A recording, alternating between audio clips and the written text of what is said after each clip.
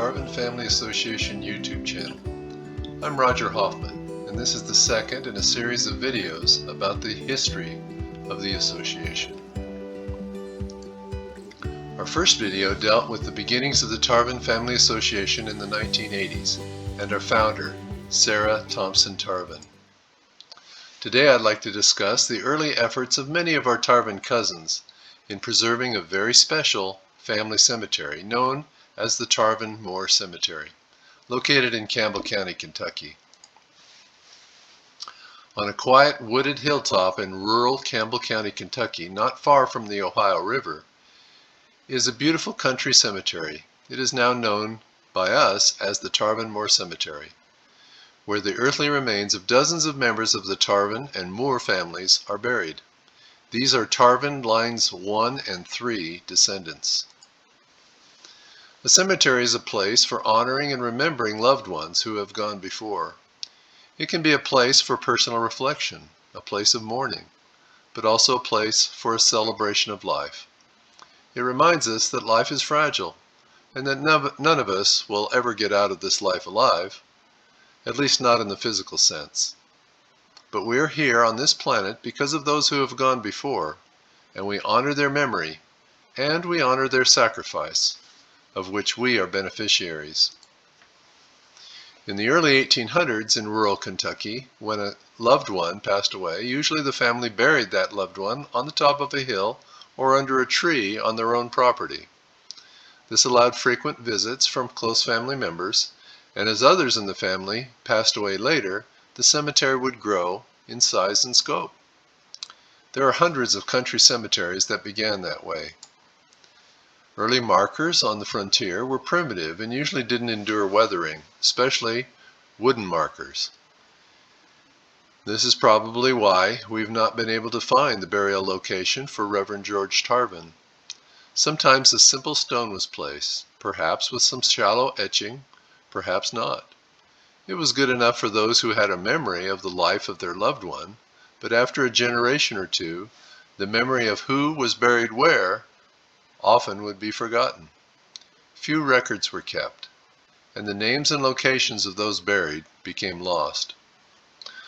Later, after church meeting houses were built, the locals began to bury their loved ones in the courtyard of their local church, which, although wasn't on their own property, they visited weekly for church services. The frontier family cemeteries stopped growing, and over time many were neglected or forgotten. And so it was that in April 1810, when Joseph C. Tarvin and his wife Martha Cowgill Tarvin lost their 4-month-old baby in death, they prepared its tiny body for burial, found a place atop the highest hill on their wooded property, and lovingly buried the child there. This is the first known burial of the Tarvin-Moore Cemetery. Joseph C. Tarvin, Tarvin Line 3 Patriarch, was buried on the Hilltop Cemetery in 1847, and in 1856 his widow Martha Cowgill Tarvin departed this life and was buried next to him. Stones with engravings, still clearly readable in the 1980s, were placed to mark their place of burial. Bronze markers were attached to the stones in about 1991. For over 100 years, until 1918, there were burials in this family cemetery. We don't know how many, but probably around 200 burials. For some years, before a fence was put up to protect it, cattle could graze in and around the cemetery. Soon after the Tarvin Family Association was formed in the 1980s, Tarvin cousins living near the cemetery collectively organized to help document the burials there and organized cleanup and fix-up projects. By 1988, a cemetery fund was started to help with the expenses of these projects. The Tarvin Lifeline newsletter noted that the property was occupied at that time by Kenton Moore, a Tarvin Line 1 and 3 descendant who passed away that same year, and the cemetery was in need of cleanup and repair. Earl Diesel Tarvin of Melbourne, Kentucky, published in the April 1989 Tarvin Lifeline newsletter a survey listing a complete summary of known burials in the cemetery. It numbered about 75. The Earl believed that it is as accurate as we will ever get, as it has been floated around to many people for additions or corrections.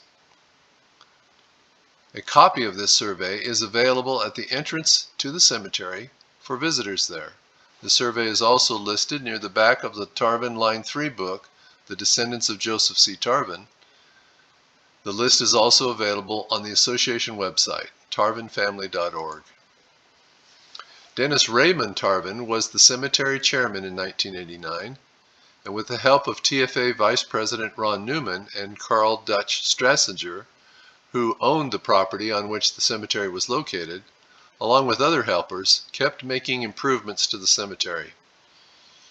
Dennis Tarvin reported, "By far the bulk of the expense is in keeping the brush down. In order to keep it in decent shape, it must be mowed and trimmed at least 3 times a year.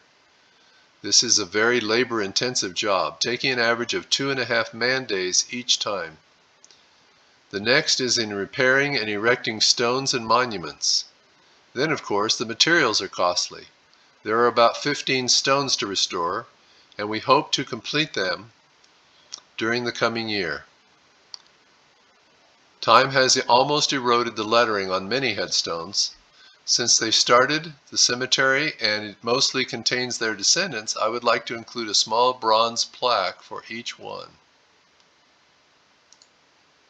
By 1991, a bronze plaque had been placed near the entrance of the cemetery. Dennis Tarvin and Dutch Strasinger worked closely together on the cemetery until Dennis passed away suddenly in 1992. Dutch wrote, quote, "I am greatly saddened by the loss of my friend Dennis. Each time we met was a pleasure, since we enjoyed each other's company and had a lot to talk about. It was just a few days ago that he came out to bring the Tarvin Cemetery affairs up to date. I believe we were able to hold the expenses well within the budget. All expenses are paid up, and there is much repair work to be done, in addition to the never-ending job of keeping the grass under control. Each time Dennis came out, I gave him my report of what work had been done and the hours spent, along with the receipts for materials." Dutch continued, "Much to my pleasure, Meredith Tarvin, a great-grandson of John C. Tarvin, has been helping me with the cemetery." Now, John C. Tarvin was the son of Joseph C. Tarvin, who was the Line 3 patriarch, and John C. is also buried in the cemetery. Meredith helped Dutch for many years with many projects to improve the cemetery. Dutch Strasinger was then made the cemetery chairman and reported that originally Ron Newman provided him with information on where everyone was buried. Dutch said, quote, "It has been since updated. 45 graves now have headstones with names on them. About 100 graves are marked only with a rock. Since September 24, 1992, between 60 and 70 stones have been reset or replaced. Many dead trees have been removed. Many stones that had been broken over the years were pieced together and then sealed in a concrete form and reset in an upright position. The evidence of this work appears with many stones in the cemetery that have been reset in concrete." In 1993, Dutch reported the wire fence in front of the cemetery was replaced by a board fence donated by Meredith Tarvin. About 30 to 40 tree stumps were removed this last summer, and many sunken graves were filled in. The grass was mowed 7 times. In 1994, Dutch reported that he and Meredith Tarvin had replaced the railroad tie bridge on the lane into the cemetery with a 20-foot culvert covered with dirt and then a truckload of crushed stone. Dutch reported that in December 1994, Vern Hoffman had visited from California seeking information for the Tarvin books. Dutch said, "Ron Newman came and the 3 of us visited several cemeteries in the area that have Tarvin ancestors. With the information from original surveys and other records, it was determined that several burials with unmarked stones could be positively identified and a new project could be made to properly mark those burials. My brother Gary made his first visit to the cemetery with our dad, Vern Hoffman, in 1996 when Vern was president of the association. There was one last major project that needed to be done. There were several unmarked stones of burials where the actual names of those buried was known from the surveys and other records. In 1998, the Tarvin Cemetery chairman, Dick Clark, was directed to obtain and install markers on the Tarvin descendants' unmarked grave sites at the Tarvin Cemetery. Dick said, quote, "We chose a design that will not detract from the historical integrity of the cemetery. 19 markers have been ordered from the Daniels Granite Company of California, Kentucky." In May 1998, Dick Clark, Dutch Strasinger, and Vern Hoffman installed the new engraved granite stone markers on more than a dozen graves previously marked with only field stones. The three men worked most of a day setting the new markers adjacent to the old ones, but flush with the ground to maintain the original appearance of the cemetery. The July 1998 Lifeline reported, "Some remaining research must be done before the project is completed." Dutch said the site is well maintained, and he encourages anyone interested to visit. The peaceful cemetery is surrounded by trees with a pond below.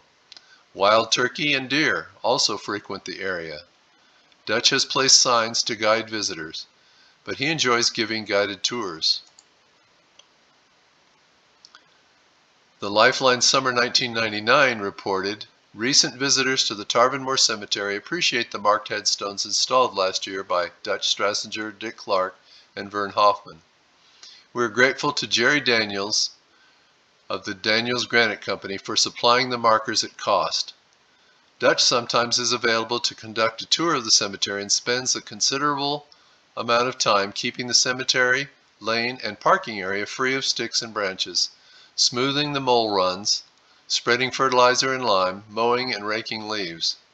Removing an old cedar stump took about 4 hours and 3 saw chains before Dutch was able to backfill, fertilize, and reseed the spot. We appreciate the work of all who have helped restore the cemetery and for Dutch's maintaining it so well." I would also like to mention Dolores and Carl E. Tarvin, who provided colorful flowers for the cemetery for many years, especially during the reunion years when the membership would be visiting the cemetery. Tarvin reunions were held in either Maysville or Cincinnati areas in 1991, 1996, 2005, 2010, and 2014. The cemetery looked especially nice during reunion gatherings when it was decked with flowers, as this picture indicates. This photo is from the 2005 Maysville reunion of reunion goers who drove from Maysville to visit the cemetery that year. One tribute I'd especially like to make is to honor Dutch Strasinger for his many contributions over the years. From the time he acquired the property in 1988, Dutch was extremely cooperative with the Tarvin Family Association in helping to make the many improvements that were made in the cemetery. Dutch worked with various representatives of the association in identifying grave sites, cleanup and fix-up projects, and making the cemetery a beautiful place to visit. The cemetery is where Dutch's ancestors are buried, and he also recognized its great meaning to his many Tarvin cousins and welcomed their help and their friendship as they worked together in improving the cemetery. For Dutch, this was truly a labor of love. Dutch was proud of this cemetery, and rightfully so. He was always happy for visitors and offered to give a tour of the cemetery whenever he was able. In the spring 2002 issue of the Tarvin Lifeline, it was reported that Carl and Juanita Strasinger had granted an easement to the Tarvin Family Association through their property to the Tarvin Cemetery located in Campbell County, Kentucky. The easement includes a 16-foot wide road from Big Timber Road to the cemetery, a parking area, and a 10-foot area around the cemetery itself. All Tarvin family members are welcome to visit the cemetery at any time. Just use the address in your navigation device, 3681 Dead Timber Road, California, Kentucky, and after entering the property, proceed along the road, passing the house and up the hill to the parking area just outside the cemetery fence. When visiting, please sign the visitor's log just inside the cemetery gate. Find a Grave currently lists about 91 memorials at this cemetery, but I counted 170 stones recently, marking locations of burials in the cemetery, with inscription markings only on about 70 stones. A cemetery is a place where many generations are represented. It is sacred ground. A few etchings on a stone is sometimes one of the few records we have of a life well lived, a life of sacrifice. It is good for us to honor those who have gone before, especially our own kin. I'd like to review the names of several Tarvin cousins who donated their time and labor to help make the Tarvin-Moore Cemetery a beautiful place that it is. Earl Diesel Tarvin, Dennis Raymond Tarvin, Carl Dutch Strasinger, Meredith Stanley Tarvin, Ronald Eugene Newman, Vern W. Hoffman Jr., Richard Dick Clark, Carl Edward Tarvin and Dolores May Tarvin. The Tarvin-Moore Cemetery is currently maintained by Dutch's son-in-law, Brian Rogers, who now lives on the property. We as an association are grateful for Brian's efforts for many years in keeping the cemetery a beautiful place. Thank you for watching. Please leave a comment below if you have any remembrances of the Tarvin-Moore Cemetery that you would like to share. Thank you.